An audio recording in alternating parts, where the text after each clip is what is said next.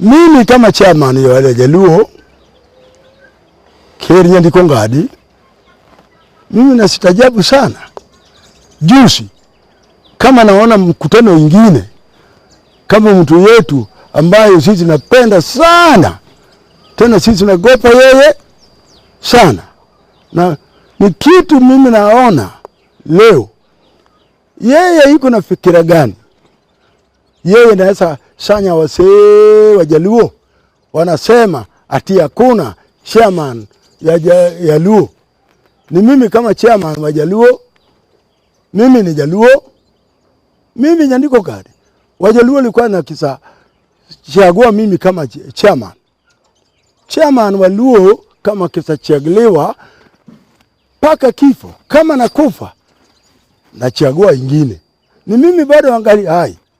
Ni yeye nasanya watu wase ambaye wanaendelea kuenda kwa watu ya siasa ati ndio nataka chagua chairman wa Jaluo. Hiyo ni chairman kama mtu ya party, chairman wa party nataka kuwa na chairman yake ya wase, hiyo ni yake tu. Lakini Wajaluo kutoka mwaka 1950 mimi ulichaguliwa kama chairman. Paka leo mimi bado kufa. Chairman gani ulikufa? Ile ni member yetu ulikufa. Kama member ulikufa, ofisi hiyo nachagua chairman ingine. Hiyo ndio mimi nasitajabu sana. Mimi nafikiri tena, mimi nasema, mimi na onyo hiyo mtu yetu sisi napenda wewe, lakini hapana ribu wasee wa Jaluo. Naona wanasiasa nataka leta shida kwa Luo Council Elder. Wanasiasa haja gani wanataka kwa wasee? Chairman wa wasee kama nachaguliwa, lazima wasee natoka upande na upande ndio nakaa chini ndio nachagua chairman yao. Bile ulikuwa nachagua mimi.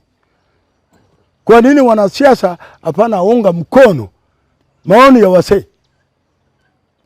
Hiyo sio kasi yake.